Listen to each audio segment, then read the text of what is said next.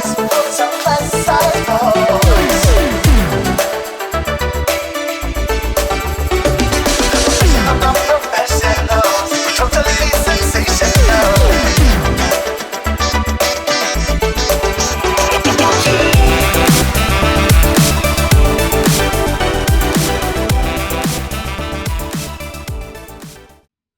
I'm Waffles, together with Spirit.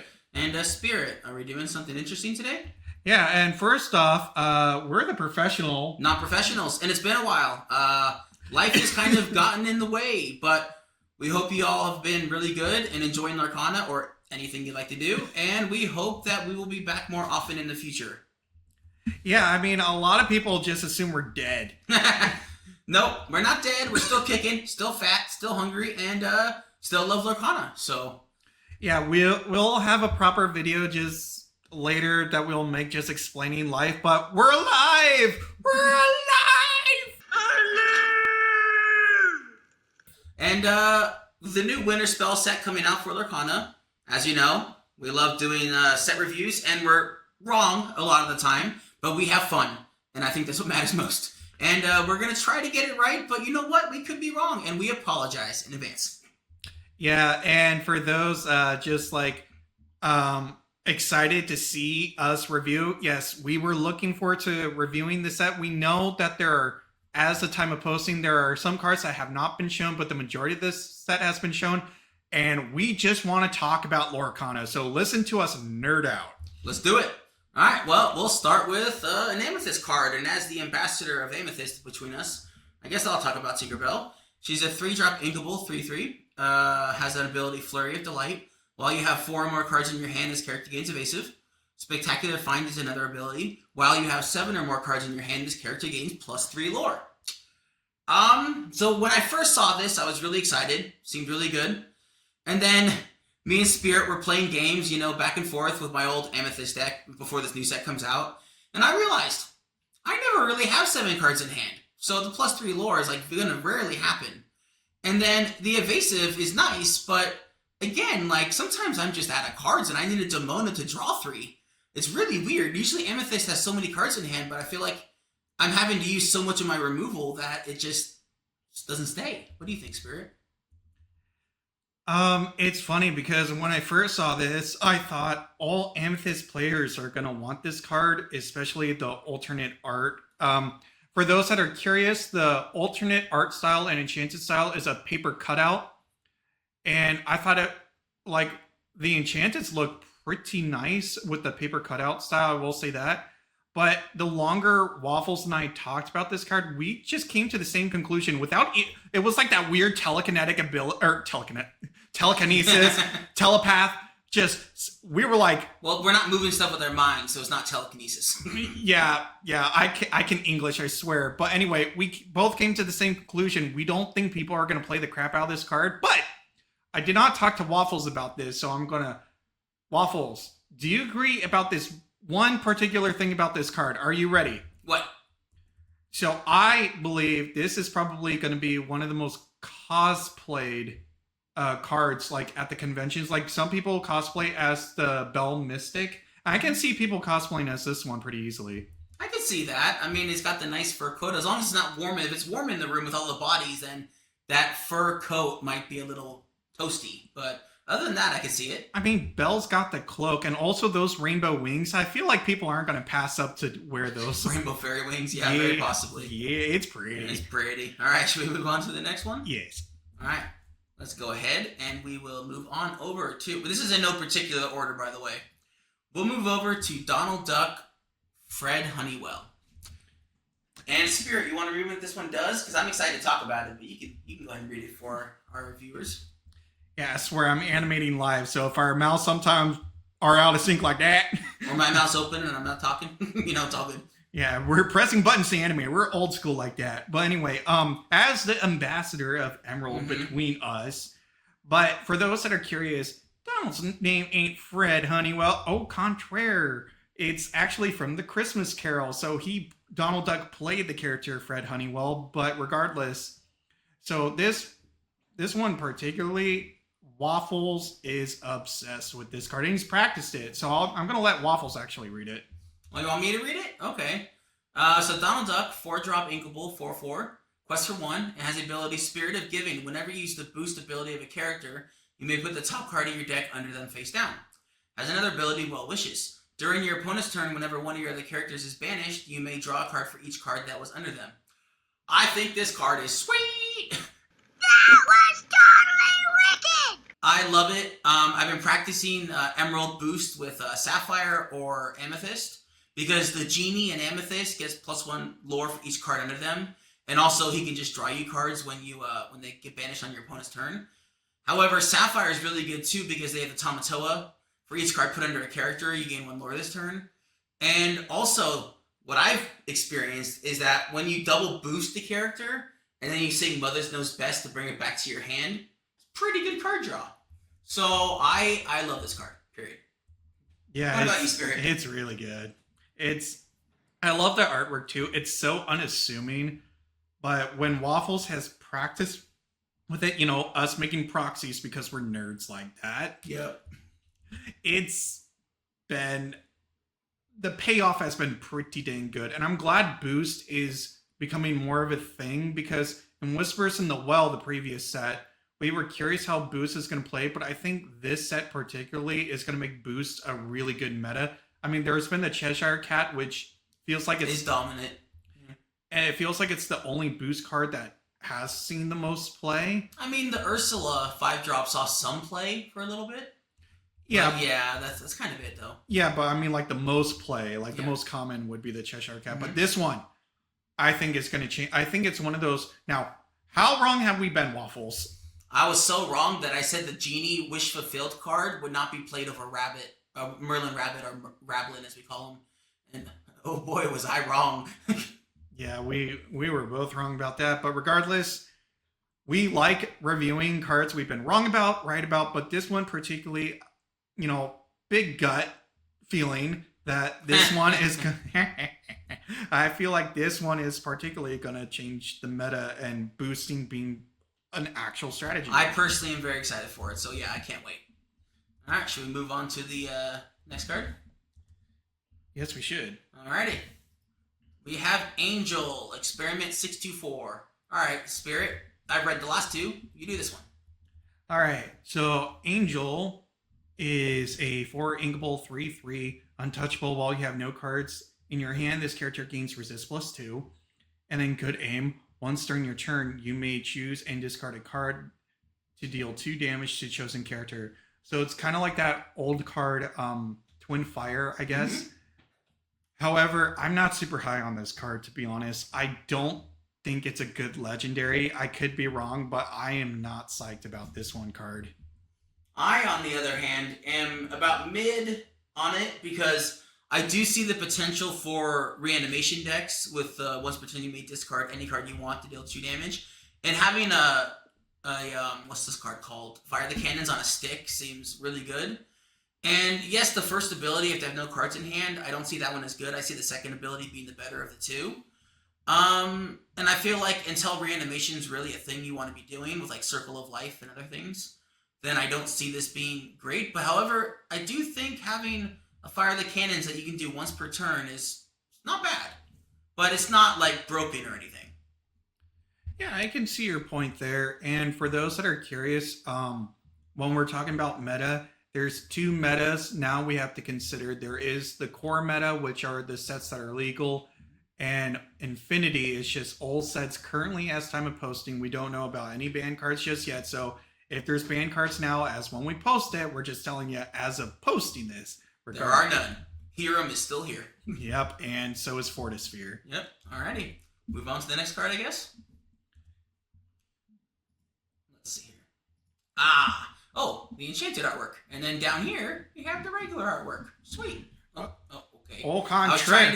Au contraire. It's iconic. Oh, iconic. I see. Can you go back so I can scroll up to one of the versions? Because, we're scrolling in real time, and he interrupted me and got caught halfway between. I have to animate, good sir. Animating's more important. All right. Yes, it is. It's an art form. I think this enchanted iconic artwork is pretty awesome. I won't lie.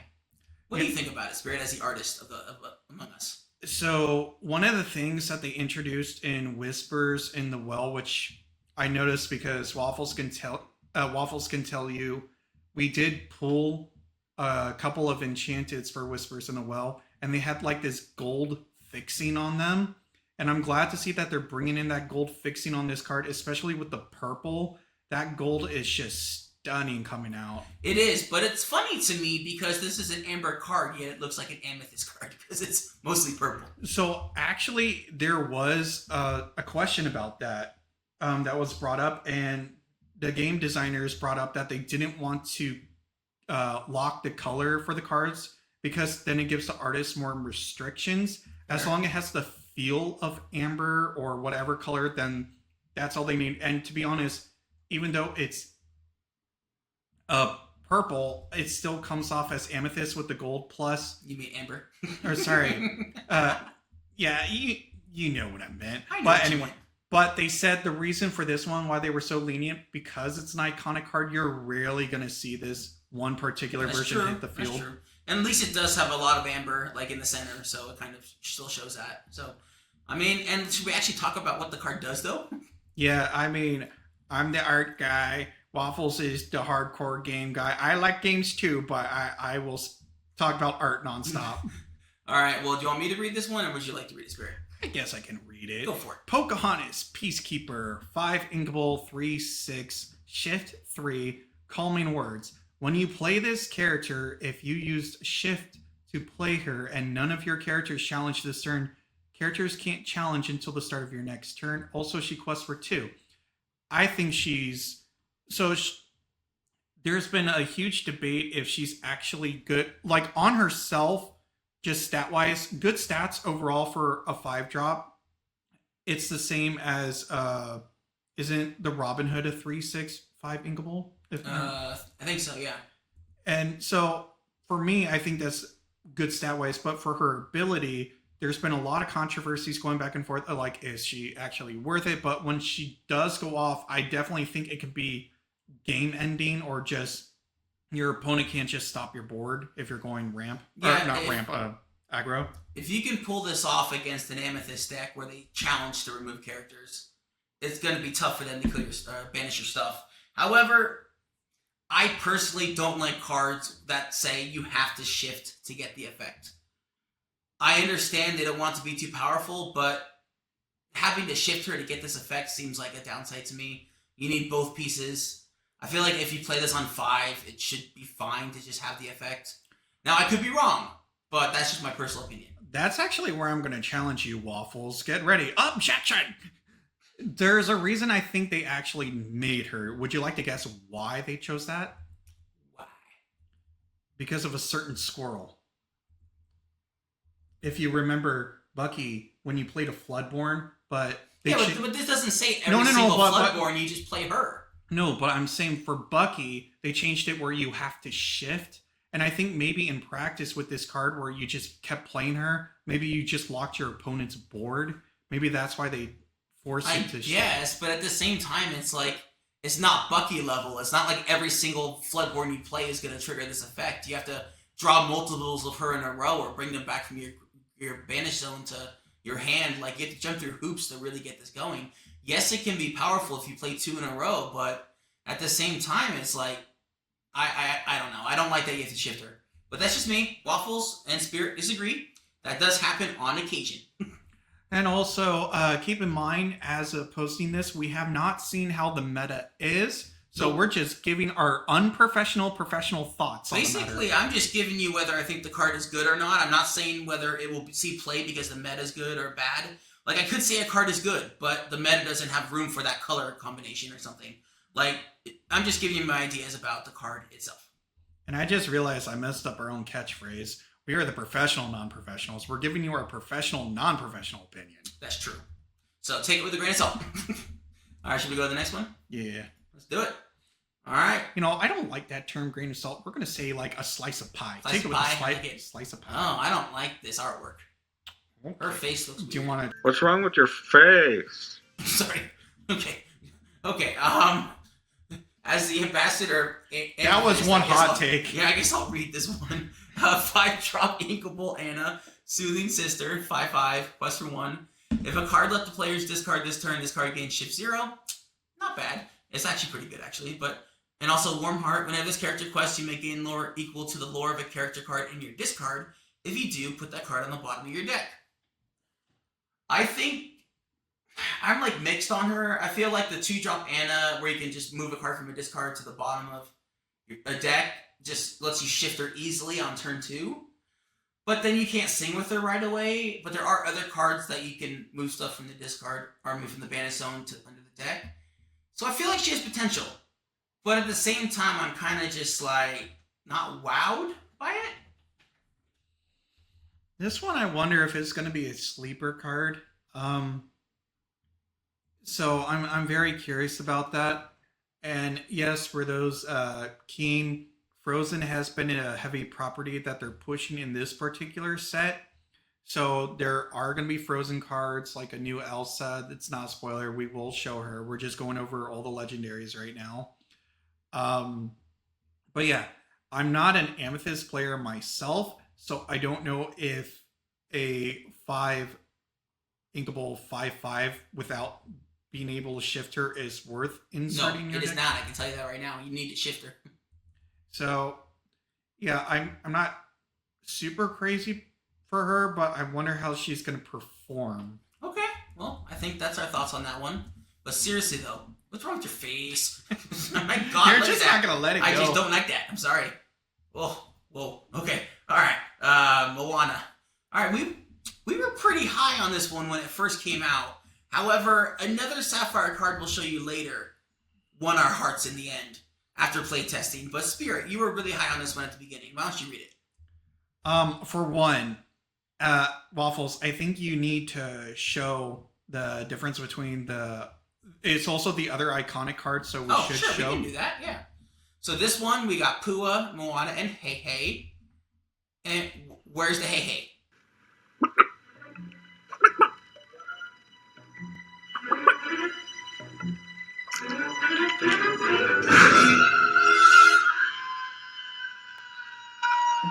Yeah, that's my biggest. I just realized that. Where is the Hey Hey? So that is the rudest thing. So I have nothing against the artist, but there's no Hey Hey. So and that just makes it bad iconic. Period. It's like, what did that beautiful creature ever do to you? So we're gonna look at this one because it has the Hey Hey. Is it shallow? Yes, it is. But he's a beautiful creature, damn it. Yes. All right, why don't you read it for us? All right, so this Hey Hey. This Hey Hey. So that's how much he's on our mind. He look at him. He's just gorgeous. That's the entire reason you want the card. But so this is a 5 inkable Moana Curious Explorer 4/4 Ancestral Legacy. You can ink cards from your discard. And 4/4 quest for 2. It's a simple ability. I don't know if it's going to be like you need a 4 of it in your deck. I like how it's a simple ability that can be pretty powerful. I don't think it's going to break the meta. I mean, it can synergize well with the previous Cinderella because she's a princess. Yeah, I could see playing like 2 of her probably at most because the effect is something you want but not like a bunch of because they don't stack. And definitely she's a princess to go with Cinderella, so it's really not bad. And but again, like I think this card is good. Is it like format defining? No. But I think she'll see play probably as a 2 of or maybe a 4 of, but I think a 2 of personally. Yeah, and Waffles can testify that in this current meta, before the change, I was running Baja Blast, so he was mean. Really, really mean. Yeah, because I was playing Emerald 2, Ambassador of Emerald and all. But, I got to actually see Sapphire in a different light, so I've been playing a lot more Sapphire. So seeing this card, I'm looking at a lot of Sapphire cards in New Eye, but this one, it's weird because I know it's legendary, and I feel like maybe it's good, but we've been practicing with another certain princess we feel might see more play than this one, like more copies of. Yeah. I can see playing both of the other, spoiler, we're not going to tell you the card yet, but basically there's another card. I can see playing both of them though, but I would play more of the other one. And we'll get there, we promise. Yeah, and of course, I know there's people already talking about a like Princess Amber Sapphire meta, Definitely. and yeah, I can see that happening. But as for the card, I think it's a good card. Kudos to both the artists that worked, especially Artist of the normal copy. Only you. but well, I'm gonna say I think all the artists that worked hard on these paper cutout style. It's not an easy style to perform. So much kudos, especially just everyone who works hard on their cards. I'm always gonna fight for the artists. You work hard on your card. Fine, but can we just next time request that Hey Hey's in it at least? Yeah, that's the one thing I'm just like, why was Hey? Did you run out of time? Either that or maybe they just don't like Hey Hey, but he's a gorgeous bird and we should always have him. Alright, well, let's move on. Let's go to Elsa, Ice Artisan. And I guess I'll read this one. Oh, we gotta show the is this an enchanted or iconic? Enchanted? Enchanted. What's wrong with your face? Oh my god. Oh, you okay. barely even showed it. Okay, we got like a nutcracker style drawing here. I guess that's kind of the thing they're going for, right? I mean, they're going for paper cutout. Okay, that's my thoughts on that one. But I guess as you can tell, I'm not an artist, so anyone who disagrees with me, you're more than welcome to, and you're probably right. But I personally, it's just not for me, and that's okay. But I've actually tried testing this card. So let's read it first. It's a 6-drop Inkable 5/5. Shift 4 has Endless Winter. When you play this character, and whenever you play a location, you may exert chosen character with power 3 or less. This thing called, when this character is at a location, she gets 3 willpower. 3 lore. I love the idea of the card in theory. In practice, you want to be playing probably like 12 to 16 locations with her.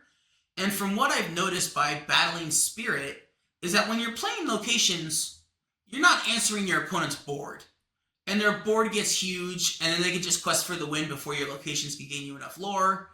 And even if you're tapping down their stuff by playing a location, it's like, okay, well, you have a Elsa on the battlefield. I mean, in Amber, I guess you technically, spoiler alert, have a new board wipe. But again, like, I just feel like locations are kind of in a weird spot. I'd love to be proven wrong. I want them to be good. And I hope someone out there can make the deck work, because I can't. So. Also, yeah, we're going to have a lot of hot takes. Sorry, just thinking about you in an art gallery. Looking at artwork, you approach the Mona Lisa and you're like, meh. I've heard it's tiny. Sorry. But again, it's one of those, I don't know how locations are going to go. I have to say, what I do like particularly about this Winterspell one is I definitely noticed from the artists, they've been pushing the dynamic poses a bit more than usual. So there's a lot more foreshortening coming out of the camera, stuff coming out of the card frame, which I'm always a fan of. So I do like that.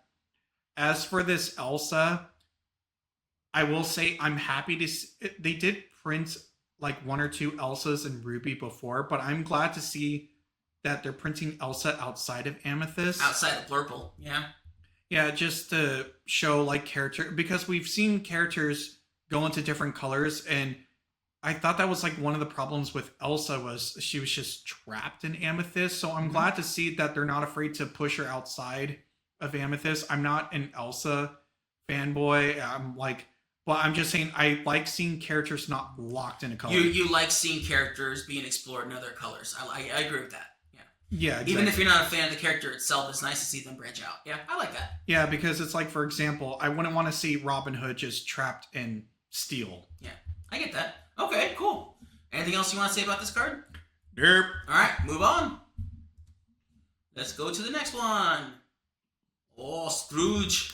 He thinks he's so rich and so Scottish. Well, I'm wearing a kilt, McDuck. A kilt! He can do a way better Scottish accent.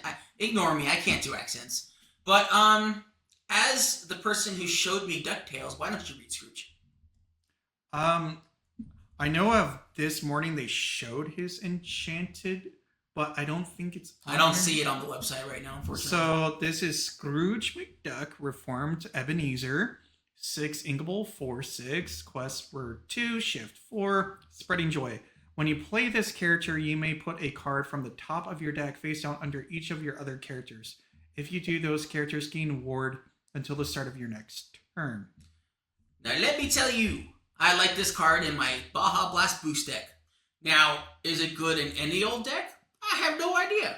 But I enjoyed it in that deck, and it was fun. But to be serious, though, a lot of people are talking about the Baja Blast deck with the Hero and the Scrooge, where Hero says that every card with a card underneath them has Ward. So you play Hero, then you Invasive, and then you play Hero, then you play Scrooge, and then all your characters basically have Ward and Evasive. I don't know if that's viable. I mean, Baja Blast is definitely a deck that's going to be good, I feel like. But I don't know. I like this card. I really do. But I just don't know how good it's going to be in your average everyday deck. In a boost deck, it's definitely good. What about you, Spirit? Yeah, I think Hero. I think Hero's like a 7-drop. He's a 7-drop, yeah. Yeah, while there's really good 7-drops, I would rather run like Basil. Basil's like one of my favorites to run. The Basil in Disguise 5/4 that bounces and makes your opponent discard when it quests. But for this Scrooge, I think one of the things I really like about this artwork is I can keep looking and find hidden things. Like in Scrooge's hat, he has the lore symbol. I know there's so much going on. I love it. Yeah, so for me, it's kind of like, ooh, looking at all the little hidden traits, like especially the presence he has and stuff. Just always something new to look at when I look at this card. I think he's good. I think he will see play. I don't know if he'll be a 4 of, but I can see maybe a 3 or 2 of. I can see a 2 of for sure. Yeah. Yeah, I could be wrong, but I definitely think he'll see play. And I think this is one of the cards I was talking about with Waffles that boost will become a strategy along with the Donald we showed before, especially a Baja Boost strategy. Blue. I love it. Yeah, that was hard to say. Baja Boost strategy. But yeah, and I am glad to see that the Christmas Carol stuff made it in. I wasn't expecting to see that in Lorcana. So it was very sweet to see all this. Anything else you want to say about this card? No, just that I like it in general, and I really like it in boost. So yeah, that's about it. On to the next. Spirit. Oh, I think we should show both artworks though. yes. He's swimming with the fish, and then is he trying to catch the fish, or is he playing with the fish here? Please let him catch a fish. Oh, here comes a whopper. Now, watch closely.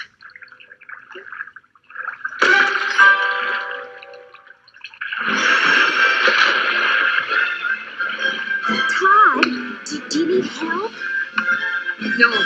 No, I do it this way all the time. In the movie, he's trying to catch the fish. That's what I thought. Which one would you like to focus on as we talk about it? This is a thing where it's like I love both, but let's stick with the normal one. Okay, sounds good.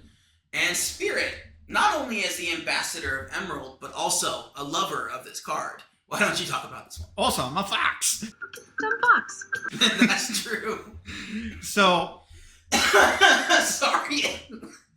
I'm not really sick, but my voice is gone. He's made me laugh, and I acted alone. he's just dying, everybody. So the Shift 5, we will talk about the other Todd. For those that are curious where this little fox is from the Fox and the Hound. 7-drop, 6/6, Shift 5, evasive, and twice during your turn, whenever this character is chosen for an action or an item's ability, you may ready him. So, for example, you can quest with him for 2, improvise, and draw then a card, untap him, and quest for 2. Yeah, so he can add up fast. Now it's weird because it's one of those I've seen people discuss, like, is he as good as we think he's going to be? Waffles can tell you I've been trying to make this card work, and so far he's been paying off. I can vouch that he is very good. You just need a reasonable number of ways to untap him. Like, there's a new card we'll talk about later that's based from the Fox and the Hound, and then improvise. There's a couple other green ones that can target. None of them are like amazing as improvise in this new one, but if you can untap him once, I think you got your value, and he's an evasive, huge threat. So I like it. Heck, another example I can think of is playing Good Job that gives the chosen character +1. That's true. Yeah, that's true. Yeah, that can add up really fast. Just a bit. I like him. I love everything about him, especially a 6/6 body with evasive is pretty good. And he's inkable. I think that's what really makes him a good card is that he's inkable as well. Yeah, I'm a big fan. Big fan. I'm excited to see where this goes, and I'm terrified to play against it when Spirit figures it out. Yeah, and for those curious, yes, I'm trying to make it work in Baja Blast. So if you're a hater of Baja Blast, you're going to hate it even more. All right. Well, should we move to the next one? Let's look at the paper cutout for a second. Sounds good. And for once, I'll say, your face is good. You're hot. Sorry, I know that was weird. Wait, did you just compliment an artwork? I did. We can take you to a gallery yet. I think the paper cutout, whatever you call it, art style, works better with animals than humans. I mean, for this one, it's like what I liked about the paper cutout is especially it's like it feels very animated, but also like a storybook. And I love with what they did with the water. The water is so cool looking. I agree. I love it.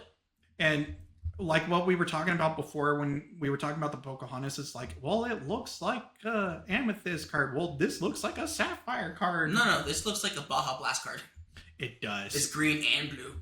It's calling to me. It calls me, to quote Moana. All right. Let's move on to the next card. We have Darkwing Duck. Cool under pressure. We even have... Oh, we have the fancy version. Ooh. This one's pretty nice. This one's not bad. Which one should we focus on? We should do this one. This one? Okay. Now, you want to read this one or should I read it? Okay, first off is Darkwing Duck.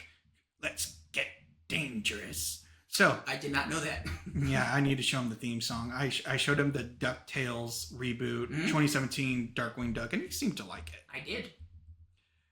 So he's Darkwing Duck, 7 inkables, 6/8, so pretty good body already. Shift 5, cool under pressure. Take that. During your turn, whenever an item is banished, you may pay 1 ink to deal 2 damage to chosen character. Evil Broken in Infinity. Yeah, we're going to talk about that. And then finally, this character can challenge ready villain characters. Now, that ability may not seem good. However, they did print an item, which I don't think we put. It's the Darkwing. It does turn all enemy characters into villains, right? Yeah. Yeah. So, and it's an item. So, I'll say this. For core, we could be absolutely wrong, but for core, I don't think this card is as strong as it's going to be in Infinity, especially Not Sapphire. even close. Sapphire Steel, I think, saw this card and they got pretty excited. Yes, they did. In case you guys thought, Sapphire Steel items in Infinity was already powerful with Hiram and Fortisphere and all the card draw, just imagine now when you sack your Popsicle to heal something, or with Hiram, you pay 1 to shoot something for 2. And that's just gross on a body that has a huge ass, like 8. So I think that is extremely powerful. But luckily it is a 7-drop. But you ramp in Sapphire, and I don't see this being a problem to get there. I'm afraid for the future. Well, with the Robotic Queen, you sack it, do 2 damage, pay 1, do another 2 damage, and also, is it Ingenious Device, the one where you sack it, you do 3 damage, and then with Darkwing, you can add another 2 damage? I think so, yeah. So, this one, I feel like, is going to be played in Infinity. Also, it can challenge the warded Prince John to discard card in Infinity. Yes, I think Emerald Steel saw this and cried. Yeah. It's like, and if they even have This may be the most eloquent Launchpad has ever been. He knows a lot about this one thing. the muses, I'm sorry, goodbye. You can't make my sassy ladies turn into villains. That's just wrong. I love the muses. I love them, but Darkwing Duck does not. He does not care, does he? He does not. Alrighty, let's move on to the next card. We have the last legendary. Ohana means family. Stitch looks okay. Her face looks better than Elsa and Anna's. So yeah, I'm down with it. What about the duckies? Oh, the duckies are cute. Do you want to talk about this one? What was that? Sure. Alright, so 3-drop inkable action. Ohana means family. Remove all damage from chosen character of yours. Draw a card for each 1 damage and move this way. Now, obviously, very reminiscent of Rapunzel. I'm kind of mixed on it. On the one hand, you can remove way more damage than 3 like Rapunzel and draw way more cards, which is nice, especially if you have a big character. However, Rapunzel also gave you a 1/5 that could quest for 2. So there's like its upsides and downsides, and I'll be honest, in Infinity, or like before the rotation happened, Rapunzel was kind of losing her. She kind of got power crept a little bit, I feel like. Might be a hot take, but that's what I'm going with. And I'm not sure how good this card will be. I do see the potential, though. How about you, Spirit? Well, I'm also thinking about the 3 uninkable Sisu that can easily remove Rapunzel after you use her. Fair. And also Ursula, not the Sea Revolve, the 2-drop that can remove a song or whatever. This is not a song, though. No, I know. So that's the benefit. You can have this, and she can't remove it.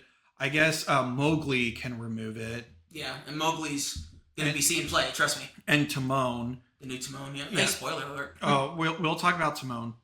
But it's weird. I don't know where to sit on this card because I think it can also vary how much you draw, but it doesn't have a limit like Rapunzel was up to 3 cards. Mm-hmm. So this one can be big payoff or this one can be small payoff.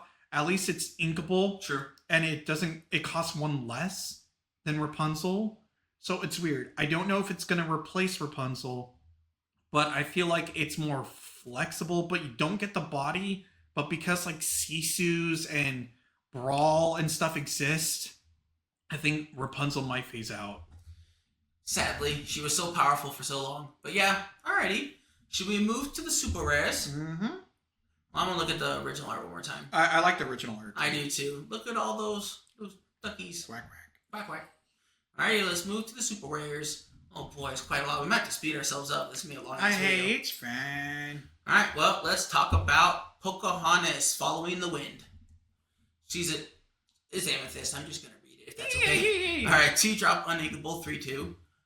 What is my path? Whenever this character quests, gain lore equal to another chosen exerted character's lore. It's pretty good. It is another uninkable Amethyst card. However, I can see why it seems very powerful. Like, what if you were playing like a Tamatoa from like in Infinity and Blurple, and you had like it could tap for 7 or 8, then you quest with this, quest for 7 or 8 again. Like, seems like it could go really far. That's why I think it's uninkable. I'm in core. I feel like it'll be okay. I don't know if it'll be broken. And in Infinity, I feel like there's more options for it to be really good. Spirit, how about you? I think it might see play in the Emerald Amethyst deck that is just totally focused on aggro lore gain. I know some people call it burn. For me, I refer to it like heisting because you're just trying to steal the game away. Because I still don't think burn fits. I know a lot of people are trying to make the term burn work, but for me, it doesn't work. But I feel like it's going to be used in that deck. It's really cheap to play. You'll gain lore. And it's a 3/2. 3/2 is a pretty good body for a 2-drop. Not bad, not bad. But I feel like you'll probably get 1 use out of this, and then they'll challenge it and destroy it. So make that use count, I guess, is what I can suggest. Alrighty, let's move on to the next card. Mulan, Ooh, did not see that one. Something's wrong here with your face, but not entirely. So, okay. Ooh, let's go with this one. just casually decapitating a snowman. I mean, what did the snowman do to her? Damn. Did it insult her ancestors? Alright, Emerald Man, let's go. What's it called? Mushu, a lizard. So, this one's interesting. It's a 2, inkable, 1/4. Whenever this character quests, gain lore equal to her strength to a maximum of 6 lore. Now, for those that see that she doesn't quest for anything, she automatically quests for 1 because her power is 1, right? Yes, correct. Okay. No, this is a very simple card. I feel like people might play 4 of her, but they have to commit to boosting her. So I'm not sure. But then again, there's ways like you can improvise, or even in Ruby, they have that one card we'll talk about where it's a new song where you can boost her, so she can quest for a maximum of 6 already. I think they were made to go together. Yeah, just a gut feeling. Just a big gut feeling. I personally like her. Like, I don't know how strong she's going to be, but I'm fascinated by trying to make her work. Like, I can see potential, and I like it. I'm a fan. I like power shenanigans, whether it's shrinking and removing, or if it's buffing and trying to get more lore by having high power characters. I like it all. Now, Waffles can tell you, it's like, I'm not against seeing, at least currently, I'm just going to call it Christmas because Emerald and Ruby. I would love to see that color combination work. Maybe that's going to be its thing. I don't know. It needs more card draw. It definitely needs more card draw. But I don't think this card sucks. I feel like this might be an underdog card where people are going to overlook it and then see its strength. I think it definitely has potential. Even in like a dog row kind of format, because you're playing the tramp, right? The 2-drop tramp. Yeah. You could pump her with the tramp and then make her like 5 or 6 power and then quest for 5 or 6. Like, yeah, I can definitely see this in a dog row build. Yeah, you can close the game. This could be a finisher. Yeah, 100%. All right, want to move to the next one? Yep. Let's do it. Oh, all right. As a fan of Beauty and the Beast, why don't you read this beautiful creature? Yeah, so Waffles can tell you, the moment this card came out and I linked it to him, I thought this card was just good from the get-go. So, Beast, Snowfield Troublemaker, 2 inkable 3/1 rush. Whenever this character challenges, if he's at a location, he takes no damage from the challenge and he quests for 1. Now, we were talking about a location build. There's locations that are cheap that you can move him even, is it Sugar Rush Speedway? That's the 0-1? Raceway, I think. Or Raceway. But yeah, he's kind of like the challenger Rafiki, but you don't have to wait an entire turn to get him out there first. I like him. I really do. I like him too. I'm a big fan. There's only one criticism I have. I'll go over that in a moment. But I think even if you don't have a location, a 2-drop 3/1 rush it's not bad. It can remove stuff. Now, the one criticism I have is that it used to be that if you could do 3 damage, it could remove most characters. Nowadays, a lot of characters are X4s with 4 willpower, and this misses it by that much. And but other than that, I think it's good. You play it on 2 to kill something, great. You play it later with a location, even better. I just feel like I know a 4/1 would have been too much, but there's a lot of X4s running around, so I wonder about that.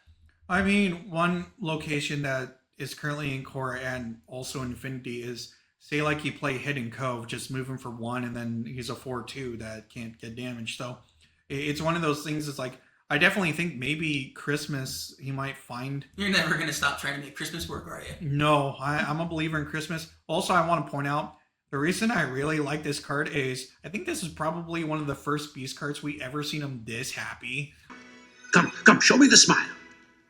Like, He's so excited to be playing in that snow. Yeah, he's really happy. All right, well, let's move on. And sorry for everyone, my voice is gone a little bit. I apologize. Oh, look at her all bundled up. Lilo bundled up. Here we go.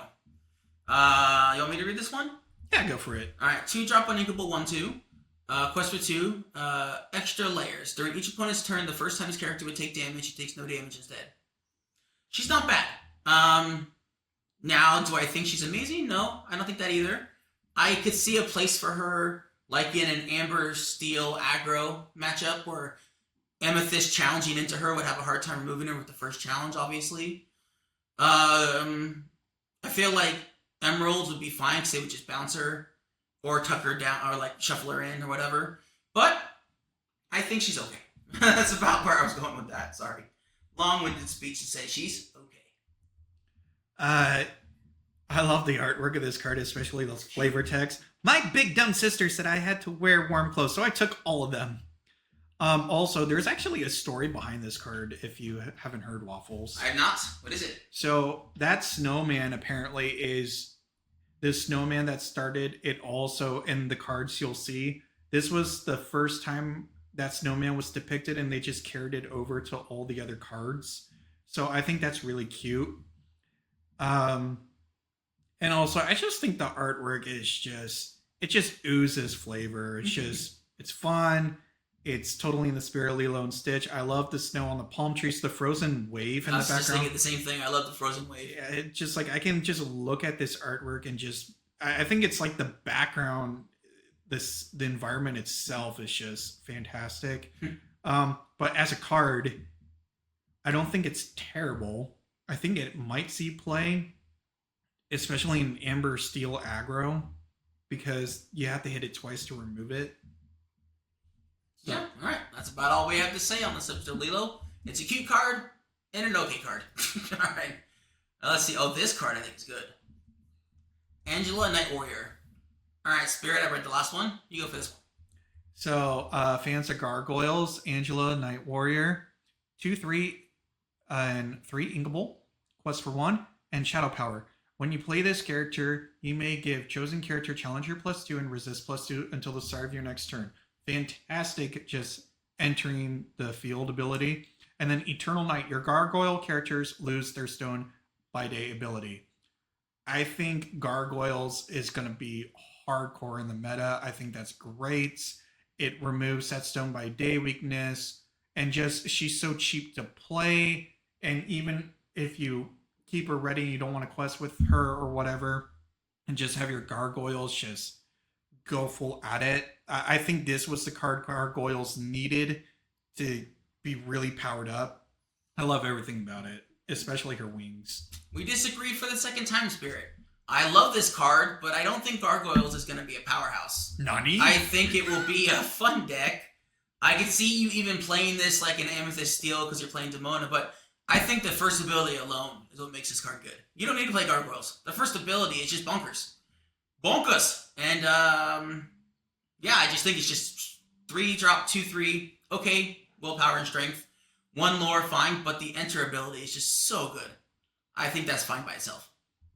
Yeah, even if you're right, even if you're not running Gargoyles, just the 2/3 body and just automatically giving something Challenger +2 and Resist +2. That's like the little edge you need that can probably take out a bigger character or one And survive the hit, yeah. Yeah, so I definitely think this is a great card. Probably it'll index. I could be wrong, but I can see a 4 of this card easily in those decks. Yeah, I think it's a solid card. I really think it's good. So I'm happy about that. All right, let's move to the next card. Let's see here. Oh, can I talk about this one? Because I've recently tried it. Yes, you may. Thank you. So when I first saw this card, I overlooked it. Like, wasn't excited by it, wasn't wowed by it. But after playing it, my god, it's freaking good. So it's a 4-drop Inkable 3/5. That will be important, the 5 booty. Boost 2, quest for 1, and then come see. During your turn, whenever this character exerts, so it can sing, it can quest, whatever it needs to do, reveal a number of cards from the top of your deck equal to the number of cards under him. Put all revealed characters into your hand, put the rest on the bottom of your deck in any order. I've tried this in a deck where I'm running like 20 non-creatures, and she still hit like so many good cards for me. Heat, sorry. That's why she sometimes doesn't work, or Heat doesn't work, because I keep calling it a girl. I'm sorry, I just see a doe and I think a girl. He sorry. grows up to be Prince of the Forest. I never seen the movie. Sacrilegious. I know, right? No, but Bambi, he is very good.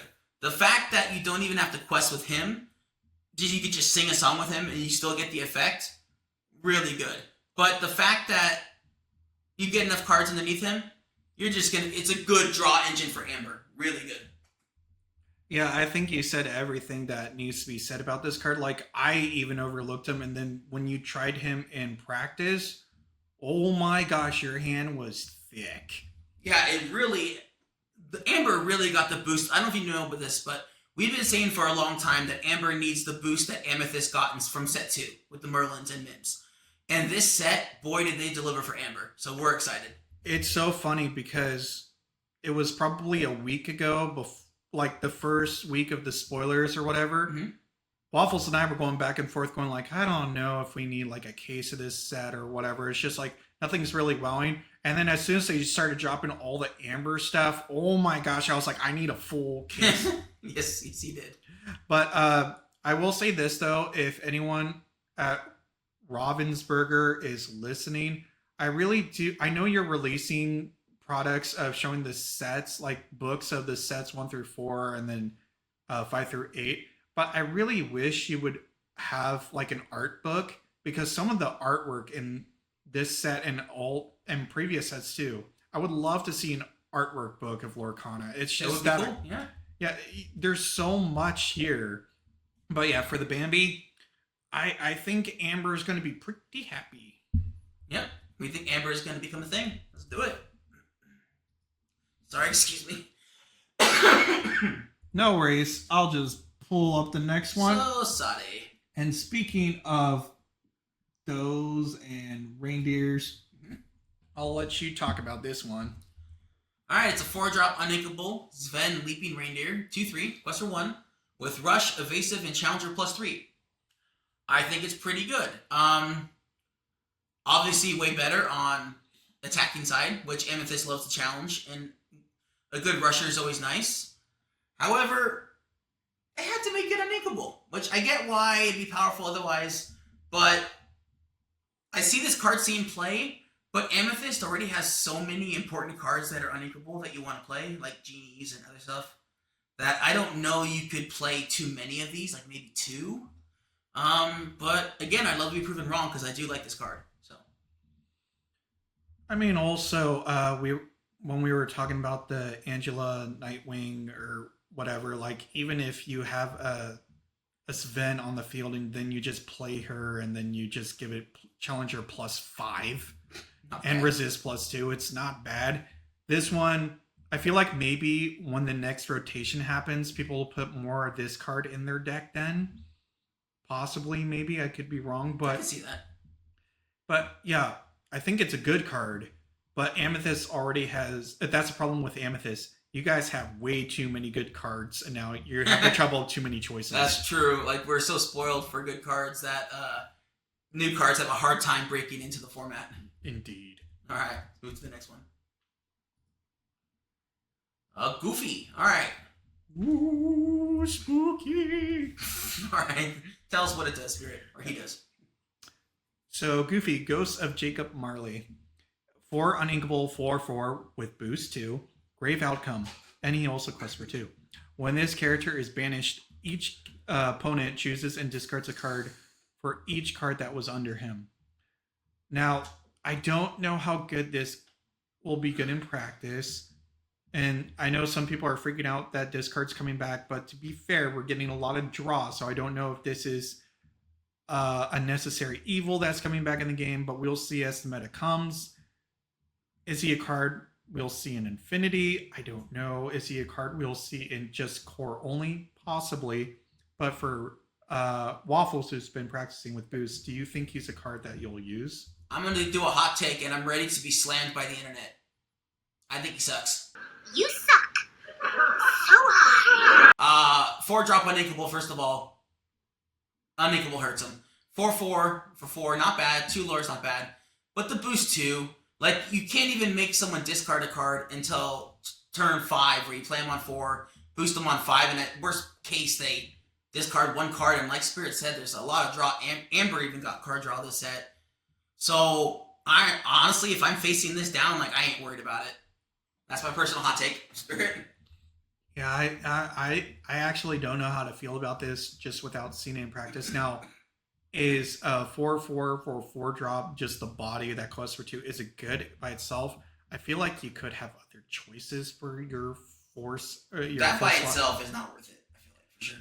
Yeah, it's like, for example, I'd rather play when we show it the new Todd instead in that slot because I think they have the same stats. We'll pull up the card when it comes up. I don't know if it's the same stats, but its ability is way better. Yeah, so I would rather play that over this one, but Waffles dislikes the card. I'm just kind of mid on the card. I don't know which way to go unless I see it in practice. All right, let's move forward. And by the way, my hot take is based on no evidence at all. I've not even tried it. So, just saying. All right, say his name for me one more time in Scottish, please. Scrooge McDuck.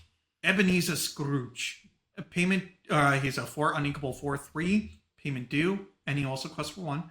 Whenever this character quests, each opponent loses 1 lore. Draw a card for each 1 lore lost this way. And for closure, at the end of your turn, if an opponent has 0 lore, you gain 1 lore. And this might be a hot take for Waffles, but I actually like this card. I feel like lore loss will become a thing maybe in the future. I do like that you get benefit of making people lose lore or lose lore by drawing a card. I think that's really good. Ruby needed ways to draw, and I think lore loss was a really unique way to bring that into play. I hope they bring that in the future. I like this card as well. The only problem I have is that Ruby, where it's at right now in Core especially, or even Infinity, has almost a worse uninkable problem than Amethyst. Because right now in Ruby, you want to be playing the Headless Horseman, 4 of uninkable. You want to be playing 3-drop Sisus, uninkable. In Infinity, you want to be playing Be Prepared and the Big Sisu, uninkable. And there's a new song from the new set, we'll go over it later, uninkable. Like, so many things are uninkable. In Infinity, Madame Medusa, Lady Tremaine, like, they're all uninkable. Like, I feel like Ruby almost took over Amethyst's uninkable problem. That's just my personal opinion. Yeah, and I know one can argue that it's like, well, they had to give drawbacks so your entire deck wasn't removal. And it's like, true, we have access to Brawl and Ruby that is inkable and stuff like that. But it's one of those things, it's like, I feel like this card, at least I don't know future cards, if that's why they made it uninkable, but I feel like this one shouldn't have been uninkable. No, I don't think it would have been too powerful while it was inkable. But basically, I don't really see it being a problem. If it were inkable, I think it would be actually really good if it were inkable, but not broken. And the fact that it's uninkable right now, I feel like gives it a really hard time. Because the other uninkable cards are just so good right now. So, it's tough. Alright, let's go ahead and move onwards. We will move to... Here is the Sapphire card that won our hearts over Moana. She even got an enchanted. Which I don't think is there. It's fine. It's because if you press that button, it opens up the menu. See how it's underlined? Just it still moves your mouth, so you're fine. Sorry, we're talking in real time about editing. Apologies. But basically, this card is so good. Literally, I've gone turn 1 Basil, so the Sapphire support. Or turn 2. Pause a second. This is the card we were talking about, like Moana, when we were like another card for I've those. already said that, sir. I don't care for those that are not paying attention. Alright, so basically I've gone turn 1 Basil, 2-1 support, turn 2 Tipo, Inga card, turn 3, play Bell, swing both my characters in, they die, they go to my Inkwell, by turn 4 I'm at 7 ink, and it's just gross. And it's not only on your turn, it's whenever a character's banished. And if someone board wipes you, well, all that stuff goes to your Inkwell. She is amazing. Daddy? That's my take, yes. I'm excited. I mean, we didn't even discuss her stats. So I don't even care. She's that good. So 4 Inkable, 2/3 Snow Fight Strategist, Winter Stockpile, and you already said the ability quest for 2. Well, you should read it anyways because I really didn't say what it did. Whenever one of your characters is banished, even on your opponent's turn or your turn, you may put that card from your discard into your Inkwell face down and exerted. Yes, she would technically make Anna go off if you're playing the Anna, like getting rid of their characters, make Anna shift for 0. But however, I've seen Waffles play this card. I'm a believer now. I looked at the card and I was like, meh. She turns in everything into Ludwig. For those who don't know, Ludwig was a 2 uninkable 1/1 Amber Sapphire. When it's banished, the first ability doesn't matter, but the second ability. Yeah, when it's banished, it goes into your Inkwell, and she just does that. It's a good card. I think it's a 4 of. I think it's better than Moana. That's our hot take. 100%. You play enough early drop creatures, you play this character on 3 or 4, you're ramping up to 7. 100%. Yeah, I absolutely love the card. And also, we know who Beast is having a snowball fight That's with. true. I think it's very cute. I love everything about this card. The artwork. I'm actually glad that both Beast and Bell's card in a single set, both cards are good. Yeah, I'm happy about that too. Honestly, I'm sorry I didn't read the text of this card first, but I'm so excited by this card. I think it is so good. So, I'm extremely happy. Yeah, and I love the flavor text. What the Beast didn't know was that her father had taught her how to throw a perfect snowball. Nice. All right, let's move on to the next card. I think I'll give you this one, Spirit. I don't even know what the card is, but I got so excited over that card, I need a second. All right, we got Darkwing Duck Dashing Gadgeteer. Take it away. All right. So we got 4 uninkable, 3/5. Quest for 1, Modern Marvel. Whenever this character quests, you may put an item card from your discard on the bottom of your deck. If you do, you may play an item with cost 5 or less from your discard for free. I've got things in here that I haven't even been tested yet. I totally messed that up. But anyway, Point is, you tried. I tried. Do I think this will be in Infinity? I actually don't. I think the steel one is just much better. And also you have access to the Prince John that can just quest and bring it back, I guess. It's kind of the same thing, but I think the Prince John is better.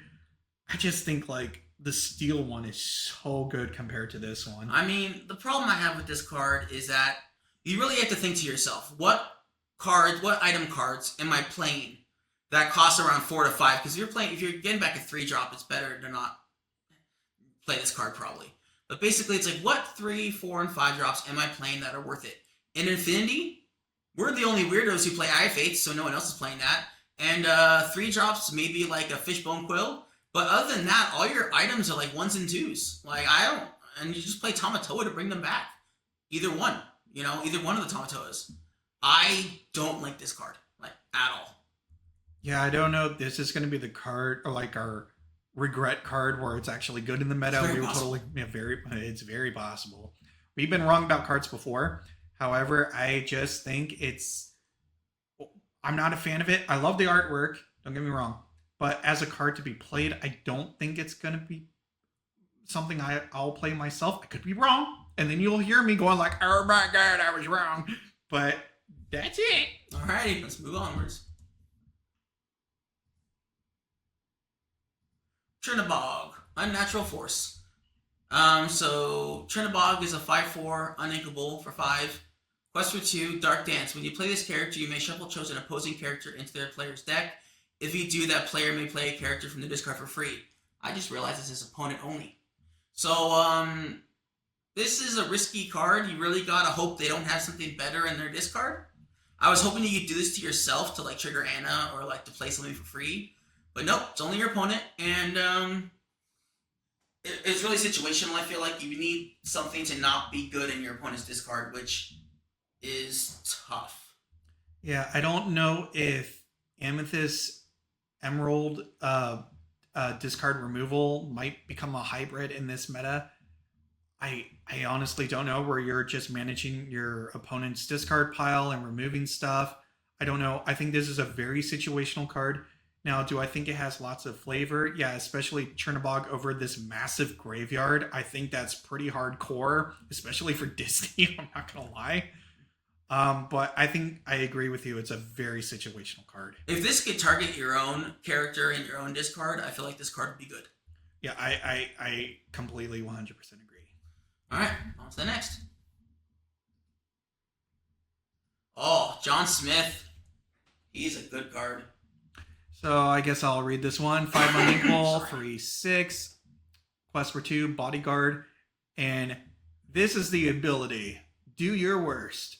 Opponents must choose this character for actions and abilities if able. I think this card is gross. I think this card's really good. Yeah, the fact that it's a bodyguard not only for attacks but also for spells, pretty sexy. Now you probably might be wondering what happens if I give John Smith Ward. His second ability won't work because it says you must choose him if able. If you can't choose him because he has Ward, you're allowed to choose anything else you want. But 3/6 for 5, taps for 2, not bad. He is uninkable, which I think he should be because he's gross. And nothing else to say. I love him. Absolutely love him. I think he's great. Yeah, I feel like he's going to be aggro's best friend. It's just like you got to get rid of this guy first with anything. And that's just gross. Yeah, nothing else to say. We love him. All right, moving onwards. Let's see, we got Lilo Rockstar. Oh, okay, I actually like that one. Let's look at the next one. You want to stick with that, the cutout? Yeah, let's do that. Yeah. Why don't you read this one for us? All right, so we got 6 Inkable, Lilo, Rockstar, 3/5. Shift 4, I'll count you in. Whenever this character quests, you may play a character with cost 2 or less from your discard for free. I love how in sync and flavor she is with the Rockstar Stitch from the first chapter. Plus, she's got like the same little hair piece that Stitch has with his little mohawk. Same amber colored leaf things. I think like if Lilo and Stitch, there's going to be like some sort of band getting the band together or something. I think it's so cool. I think it's so in flavor. I like the artwork. I love the similarities between her and Stitch Rockstar as well. However, as a card, she's okay to me. I mean, the ability to bring back 2 drops or less can be good. We've personally played Perdita, which is the exact same card, except she also triggers on enter. However, she is uninkable. So it's like, which I personally wish she had the enter the battlefield ability. If she had that, I feel like she'd be definitely good. As of right now, she's okay. Yeah, I don't know if dogs are going to play this card. They might. I mean, they have access to Lady, which she's the one that does it when she enters, but not when she quests. So I guess it's kind of like the same thing. I feel like you wouldn't play this in dogs because you never really want to go above 4 ink, maybe 5. And if you don't shift her, I mean, you can shift her, you can play the 2-drop Lilo. But, like, if you don't have that shift target, you getting to 6 can be tough. Well, I mean, you have the escape artist Lilo. That's what I was just saying, yeah. Oh, okay. But, like, if you don't have her at the time, then you'd be stuck with her in your hand, most likely. I mean, I guess one can argue the best thing about her is she's inkable. That's true. That's fair. I do think she's good, though. Okay. All right. Moving on to the next card. Mr. Shiny himself. Oh, and... Ooh. Never seen this one yet. I guess we should show the original. And which one do you want to stick with? I like this one. Okay. All right. Sorry. Knock the table. This is part of my Baja Blast boost deck. I love them. You know, before anyone asks, yes, fat guys kicking tables. It's just, you know. It's just what we do. All right. 7-drop inkable, 6/6 with Ward. Pretty good. Tap for 1 already. Boost 2. Whenever you put a card under one of your characters or locations, this character gains +1 lore this turn.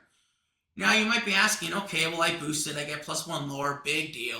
Well, what if you have several boost characters and you just spend your turn boosting? Or what if you had a Donald who put 2 under every single one and he quested 4 million? Pretty sexy.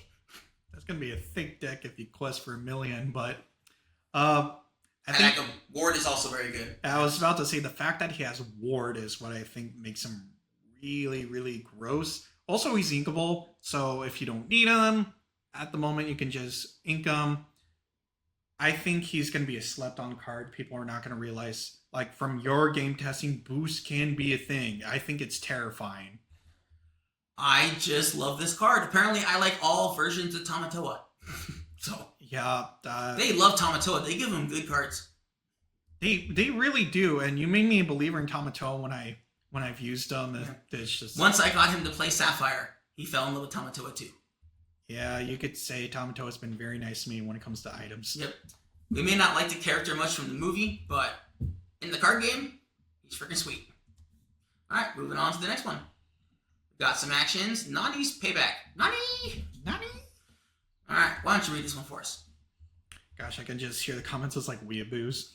Definitely. All right. Each opponent loses lore equal to the damage on chosen character of yours to a maximum of 4 lore each. Then you draw a card. Well, you know, again, I'm talking about the lore loss and drawing a card. I think Ruby needed something like that. I'm glad it's inkable. Is it a good card? I think it can be good. I just, for the card draw alone, just needing a card, I think it's good. I don't know if you need a 4 of it in your deck, maybe 2, if you want. I want lore control to be a thing. I do. However, I don't think it's there yet. There is some cards this set, as we've talked about, that do help it out, like the Scrooge and this card. However, this being a 4 cost and not being a song, and lore control not being that powerful in the first place, I think this is probably one of the better lore control cards because you can do up to 4 and you draw a card. However, do I think lore control is going to be a thing right away when the set comes out? Probably not. But when it does become a thing, this is going to be a great card. Yeah, and maybe then people will move up to 4. Yeah, definitely. So let's move on to the next card.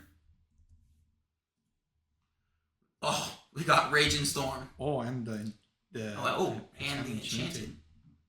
Oh, that's kind of cute. Alrighty.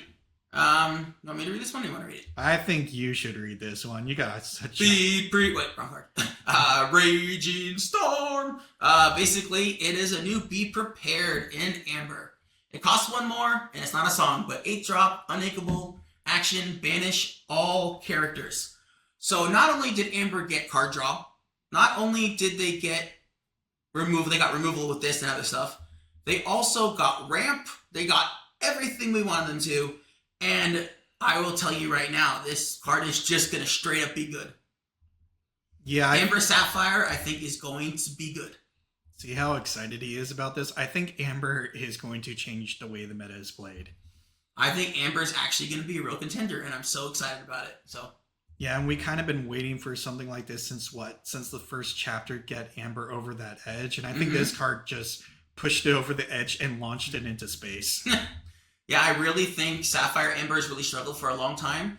But now you have card draw with Bambi. You have ramp with another card we'll talk about later. You have mass removal with this. You have the Horseman Strikes Back for removal. Like, Amber Sapphire, I think, is, if it's not slept on, I think it's just going to be good. I think just straight up.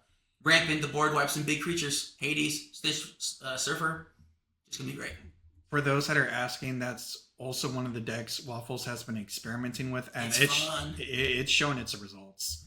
All right, and this is also the deck where I put the Bell. You know, where I ramped up to 7 to play my Hades or my Stitch Surfer. So yeah, that's something we should talk about in case like you're worried about like banishing your own characters. It's like, well, if you have the Bell, they all go to your Inkwell. She triggers. It goes into the bag, and you'll put all of them into your. That she do. All right. I think the other day when we were playing, I had a Bambi with 3 cards under her and like Bell and one other character, and I banished all characters and put 5 into my Inkwell. It was quite gross. Yeah, and I was just like, see what? All right, moving on. Let's see. Colors of the Wind. Ooh, pretty card. This one is Amethyst. I feel like you should talk about it. All right, 4-drop Inkable. Colors of the Wind, action, song. Each player reveals the top card of their deck. Draw a card for each different ink type of cards revealed this way.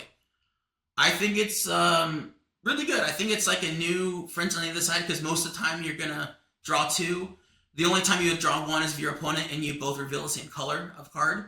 However, dual inks can really make this draw more than 2 if you're playing a dual ink card and your opponent is playing a different color card, that's 3, or 2 different dual ink cards, that's 4. I think this is really good. And especially with Genie and a lot of 4-drops that are seeing play right now in Amethyst that can sing this really easily, I think this card's just good.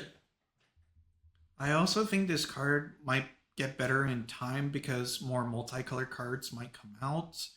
You know, so you'll have more choices between the deck inks.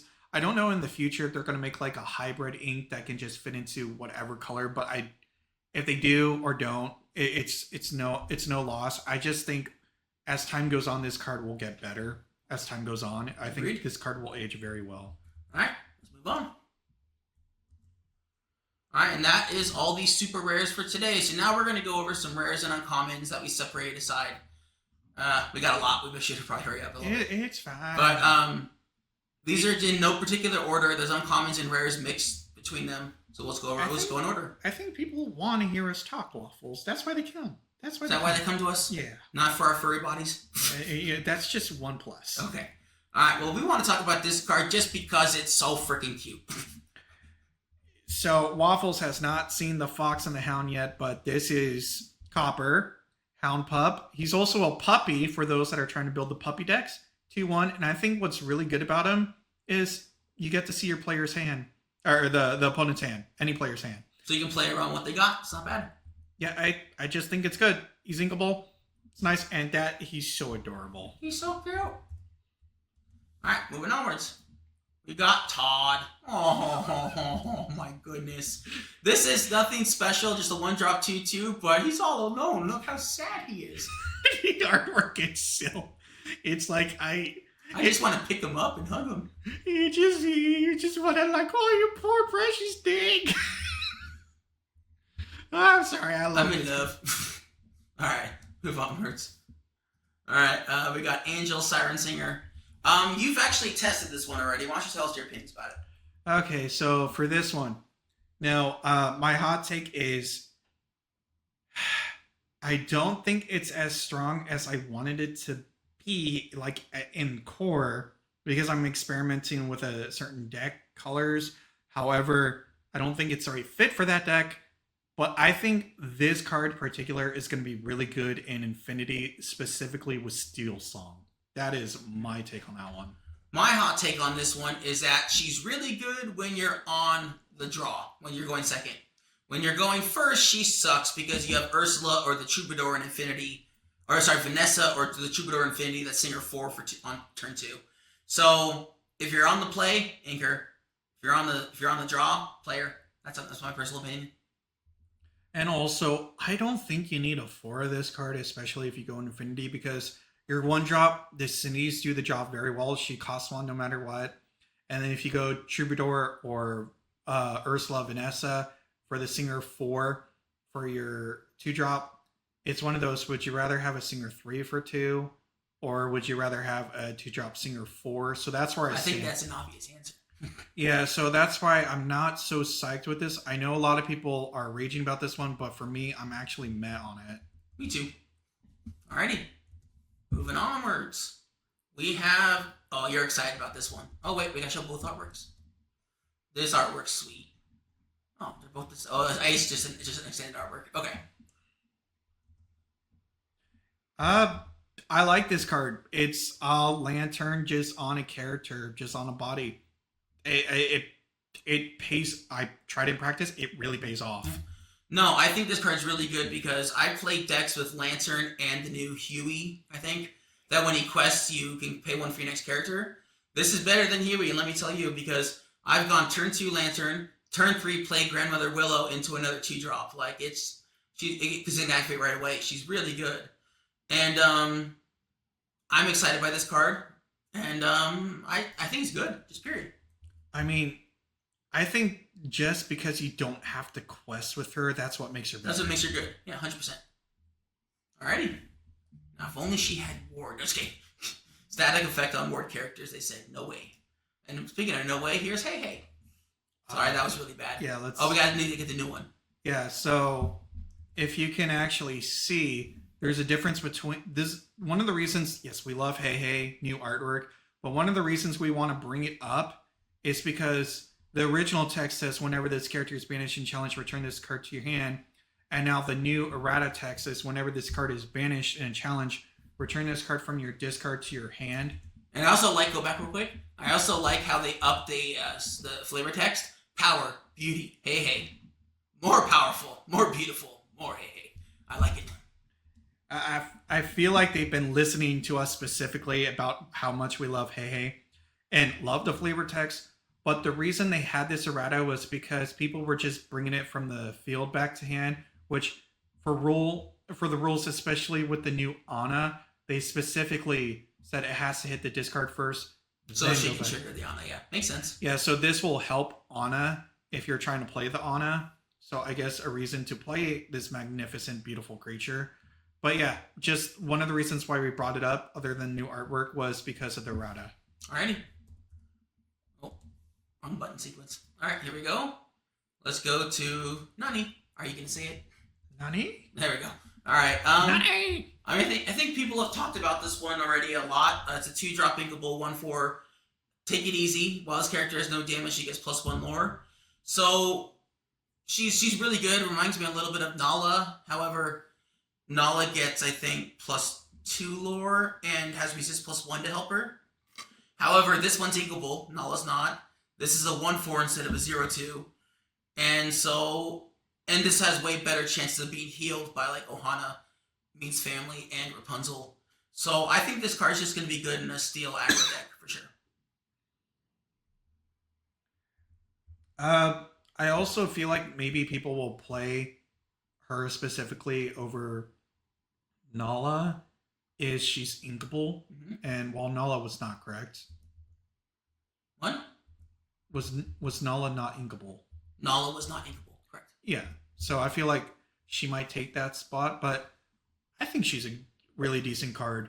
Just pretty decent all around. Yep. Love it. Alrighty, moving on to the next one. We got our boy Timon. What will the children look like? Just a classic line from Lion King 1.5, right? That you showed me. Yeah. You read this one. I love this card, but go ahead.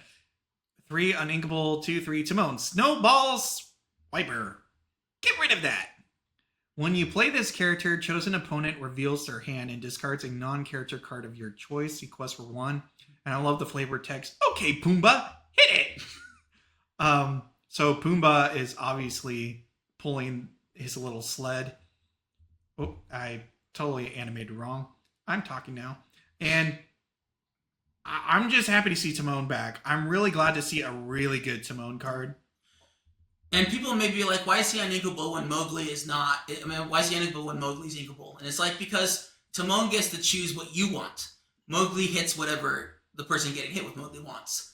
And I think this is a fair exchange to be able to get rid of anything that you want to get rid of. The board wipe, malicious, mean, scary, card draw, whatever pleases you. And honestly, I'm just happy that Timon has a playable card again, and love it. I think it's good.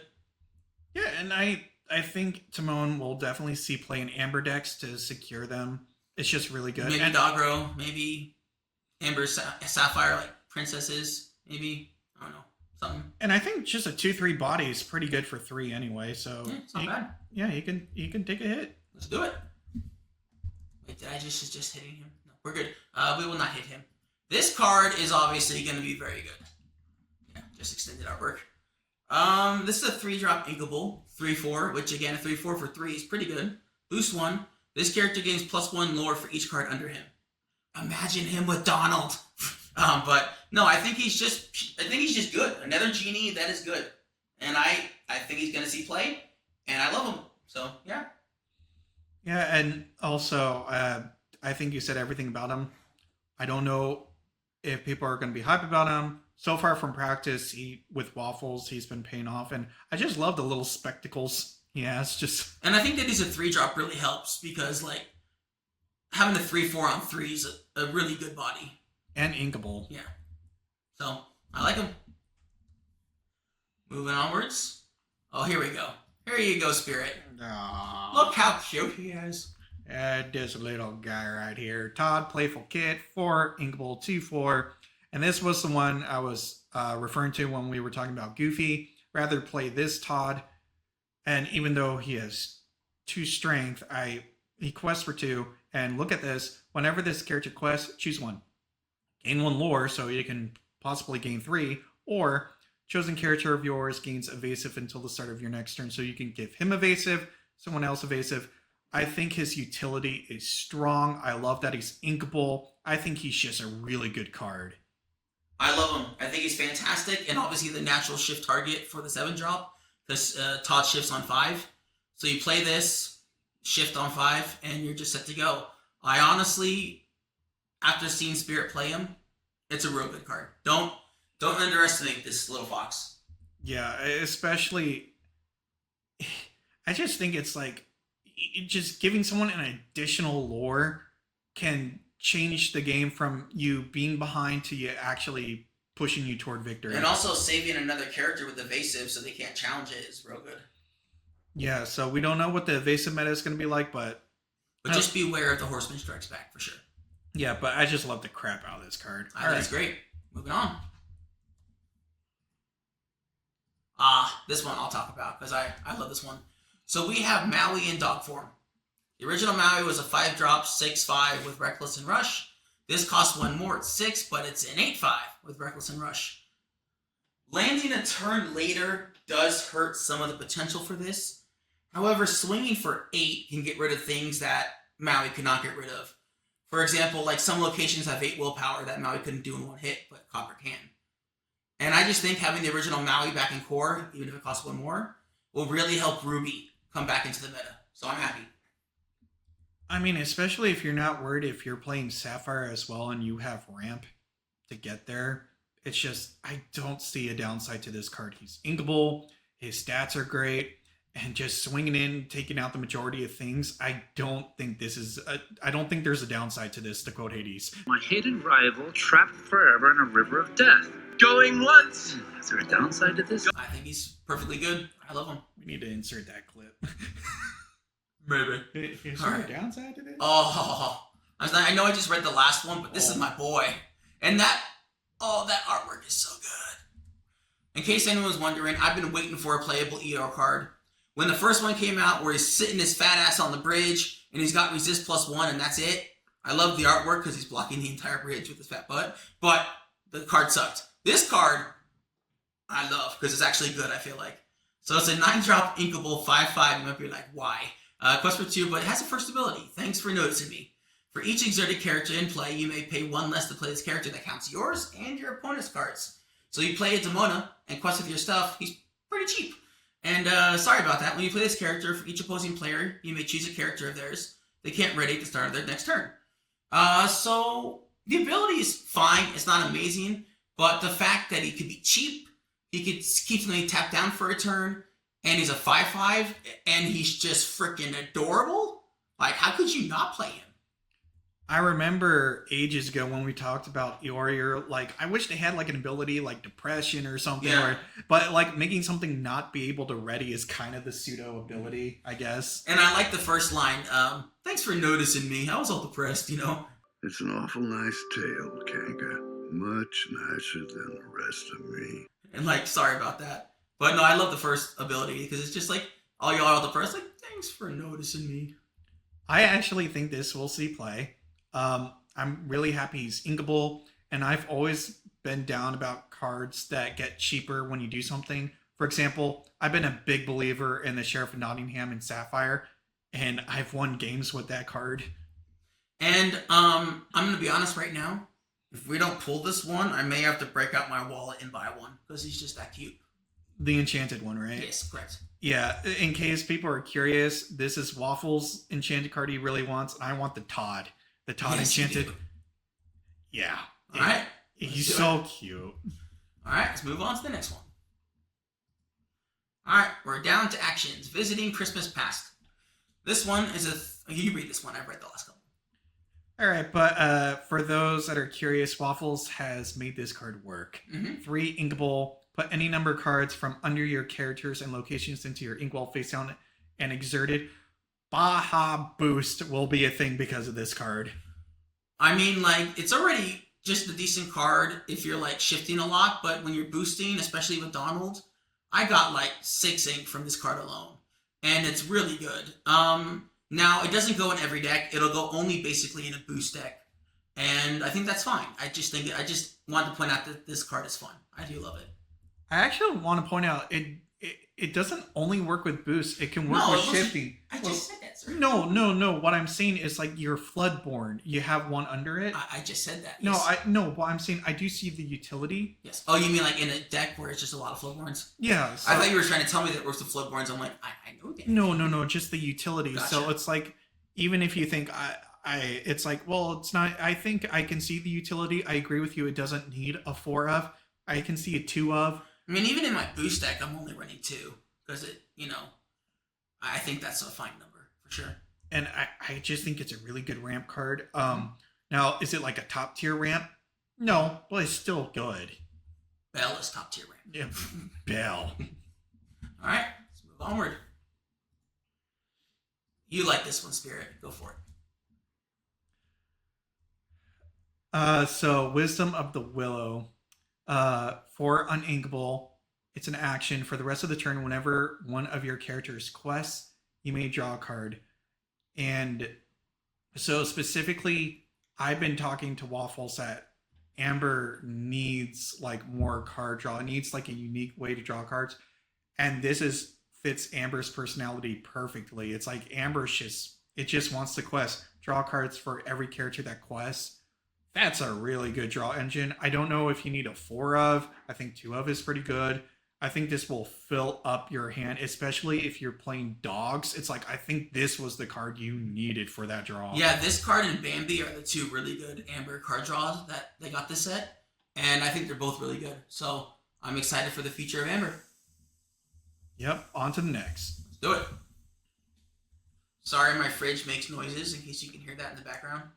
I just wanted to point this one out. I know it's been printed before. I do like that one. Oh, no, the new artwork. I do like the new artwork. But just having Strike a good match back makes me happy. Just draw 2, discard 1. Just a good card. Yeah. I just like this card. So I just wanted to point out it's back. So, It's back. all right. Here we go. So should we read the card first or say what we've been saying forever first? I'll let you choose. I'm going to go with our thing. I think it's fun. So ever since Strength of a Raging Fire came out, at first we were upset because at that point they only had the title of the songs being songs. But then after Strength of a Raging Fire came out, they started having just lyrics from the song be song titles.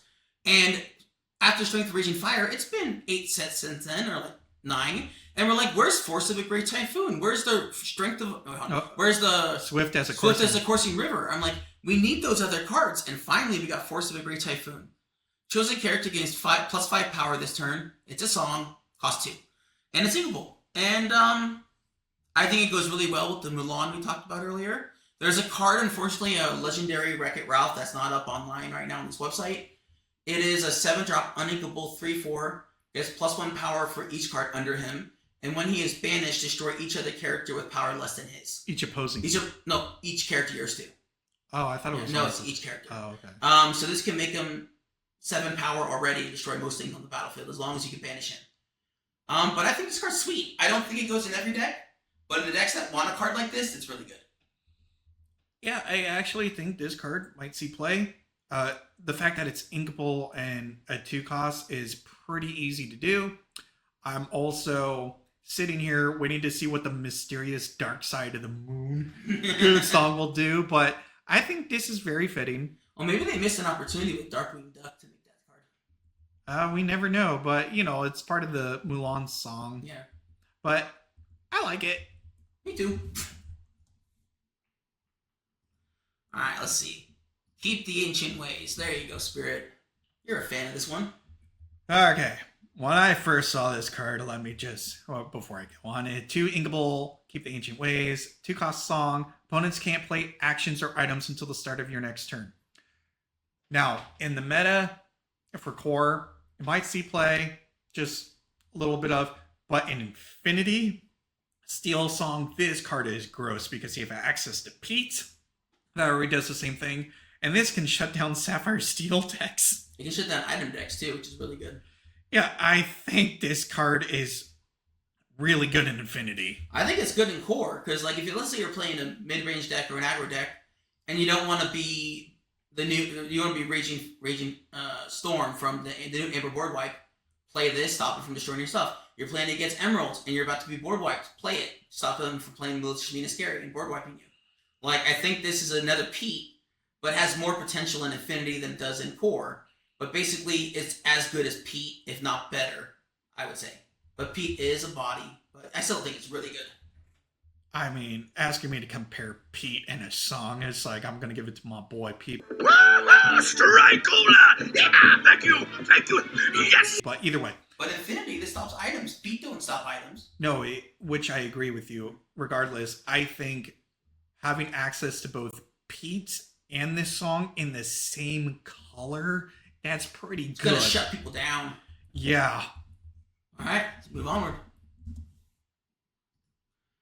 We got Akud et Muti. We listened to this song, by the way, on YouTube the other day, and let me tell you, it's something. It's unique, all right. So, this one, 3 uninkable action song. You pay 2 less for the next character you play this turn, draw a card. There is no downside to this card other than it being uninkable. That's all I'll say. Yep, Spirits tested this. It was gross the first time he ever played it, and it's been gross since, so I'm a fan. And all I can say is just for, again, this card is going to see play in Infinity, especially in Steel Song. I saw this and it's like this, people are going to play this in Infinity, period. Yeah, I do like it. Let's go forward, I guess. Moving on to the next call. We got, here we go, Spirit. This is for you too. Todd, now hold it just 1 minute. Didn't you learn anything yesterday? Now you listen good, Todd, because it's either education or elimination. Now, if you're so foxy and old Chief's so dumb, then why does that hound get the fox on the run? Because he's got the hunter and the hunter's got the gun. Kablam! Elimination. Lack of education. I love the artwork on this card, but also I tested this card for Inkable, Education, or Elimination. So choose one. Draw a card. That makes it really good. And chosen character of yours gets +1 lore and gains evasive until the start of your next turn. But wait, there's more. Or the other option, banish chosen damaged character. This song is just good. I've played this song. I've tested this song. I love this song. This is one of my new favorite songs. It's another way to untap Todd, which is great. However, it's also really gross when you're hoping that, you know, your opponent who only has a Webby, the 2/4 ward character, and you're like, oh, he can quest, that's fine, I'll swing into it. And then he gives it +1 lore and evasive, and you're like, well, shit, I can't kill it now because I can't target it, and I can't swing at it. You're like, well, game's over. I think this card is just really good. It fits really well with Malicious, Mean, and Scary, just for chosen banished character. The draw card +1 lore plus evasive seems like the stronger of the options most of the time, but I love it. I think it's real good. And for those who haven't seen Fox and the Hound, if you see it, I know some may argue it's not really like a full song. It's like they sing and then talk and then sing. I like it. I think this card totally fits the vibe of that movie, and I love everything. I think it fits Emerald's personality very well. And I love that it's uncommon. I hope to pull them. All right, let's move forward. We got Marching Off to Battle. Here we are marching off to battle. I don't think that's right. I gotta listen to the song again. Yeah, it's been a while. I'm assuming this is probably like a girl worth fighting for. Probably like that yes, song. it's from that. Yeah, so it's like that's just a fun song. But we just wanted to point this out because we love Mulan, we love that song, and we love the characters, and it's just nice to have more Mulan stuff going around. It says 4-drop inkable song. If a character's banished this turn, draw 2. It's not terrible. At least it's a song, so you can sing it. And it doesn't say it has to be your character. You can banish your opponent character and draw. So I think it's decent. Now, for those I've seen in discussion going like, well, if I play this song, then a character is banished, do I draw 2? And it's like, no, you have to banish a character first before you draw the 2 cards. People who thought it was the other way around, I feel sad for you. No, it's just one of those, I just want to let people know it's like, so you got to make sure the character is banished first, because I saw some people misunderstanding how this card is played. So just for a heads up, I think it's great that it's inkable. It's very singable, being a 4. I think, and Ruby draw. And I apologize for my sassiness. The muses took over, so. We are the muses, goddesses of the arts, and proclaimers of heroes. Heroes like Hercules. Honey, you mean Hercules. You know, I do think this is a good card, and for those who misunderstood it, that's totally fine. There's lots of cards that we've misunderstood too. So, we got, here's the new Grab Your Sword, Grab Your Bow. This is the song that I was mentioning when I was talking about Ruby's uninkable problem. It's a 5-drop action, Grab Your Bow. It's a 5-drop song, which is very fitting, because Grab Your Sword. And banish up to 2 chosen characters with strength 2 or less, or power 2 or less. I think it fits exactly what Sapphire Ruby wants to be doing in particular, with Sapphire Coils and shrinking. I think it really does fit that. And this could also be played in core, because Sapphire Coil is still in core. But in Infinity, it gets really good too, since you get the big CC with this. But there's just so many uninkables, I think, is the one problem I see. But I do think this card's good. I mean, for me, like when we were talking about earlier about lyrics and song, like the mob song and then Grab Your Sword and now Grab Your Bow. I think that's very fitting. It's like grab your sword, grab your bow, and follow me. Dun, dun, dun. Sally Port, Sally Ho, grab your sword, grab your bow, grab your bow, and here we go. We'll lay siege to the castle and bring back his head. Anyway, me nerding out. While Brawl was good because it was inkable, I see why this was uninkable, because it's 2 for the price of 1. Plus, if you can sing it for free with a character. Now, will it see play? Yes, because I feel like the meta with aggro and everything. Does it suck that it's uninkable? Yes, but I am glad that Ruby is getting removal. That is always good. Mm-hmm. I just feel bad for other Ruby decks, right? Like this obviously fits in Ruby Sapphire because they have ways to shrink. But if you want to play Ruby Amethyst, like you don't really have ways to shrink. And yes, 2-power characters do exist that you can remove, but shrinking bigger ones and getting rid of them with this is just better. I could still see this scene playing like a Ruby Amethyst, but I think it's way better with Sapphire. So, yep, that's my opinion. All right. And you've heard all about it. All right. We got a couple last cards. This one Spirit wanted to talk about, Blue Smoke. All right. The reason I want people to pay attention to, especially it's a common for like Infinity purposes and just core in general, it's a 1-drop uninkable item. If you have a character named Darkwing Duck in play, you can play this item for free. So Infinity, they will be playing that Darkwing Duck. And then secondly, exert it, pay 1 and banish it. Chosen character gains ward until the start of your turn. That's just good. I think it's just good ability. Pay 1, so maximum you pay 2 to give something ward. It's kind of like what was the emerald item that does the same thing except all your characters? Give them ward? Mm-hmm. There was no emerald item that did that. Yeah, There was a sapphire item, no, sardine cans. When no, they were tapped. there was an emerald item. We played it in the Infinity. It was like the emeralds. Oh, you mean? I thought you meant permanently. No, that was Obscure Sphere. Yeah, Obscure Sphere. So it's like having access to that, except you don't play green. Yeah, nice. So just beware for Sapphire Steel. I think they might play a 4 of, especially for their Tamatoas or just anything on their board. I see maybe a 4 being a little difficult because the uninkable count, but other than that, I think it's a good card for sure. And then this is one that it's a fixed Fortisphere. So now in Sapphire Steel and Infinity, unless they ban Fortisphere, you have 12 1-drops that will draw or loot, I guess. Pretty good. Yeah, and just set enough for Tamatoa. And give you something alert. Not bad. I think this is just a great item. It's inkable. It's going to see play. It just... I don't see anyone not playing this card. I don't see a downside to this. So, yeah, I like it. Makes playing... is it Scrooge where you can tap 4 items to play for free? Yeah. Yeah, it makes playing Scrooge way easier. And then we got this last one, which Spirit is a fan of. Why don't you read it to us? Now, I haven't seen anyone actually comment about this card, but this one caught my eye. It's 2 uninkable, and it's an item, and got you now. When you play this item, choose a character. They can't challenge or quest while this item is in play, so you lock their character down, and then power supply. At the start of your turn, choose and discard a card or banish this item.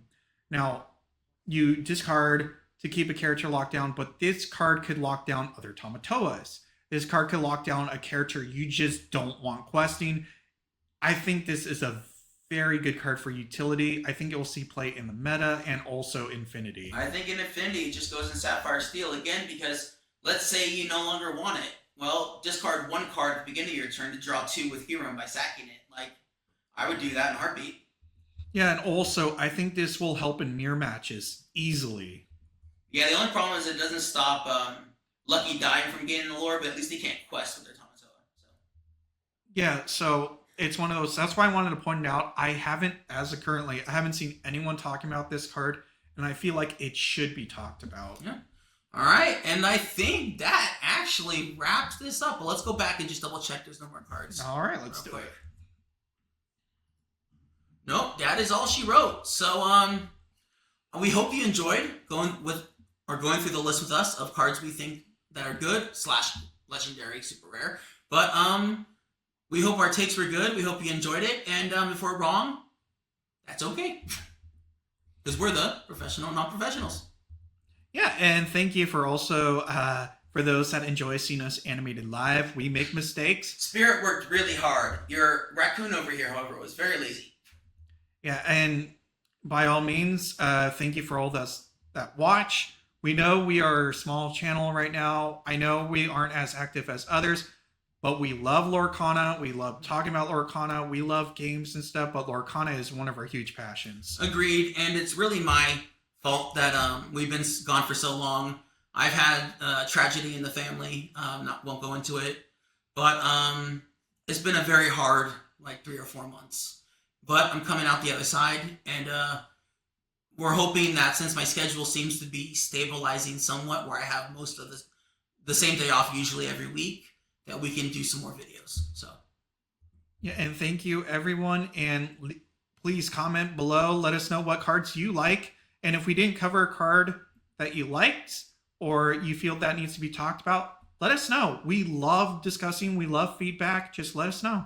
all right, we'll see y'all later. And once again, we're the professional and not professionals, and we will see you next time. I just realized we haven't talked about food once.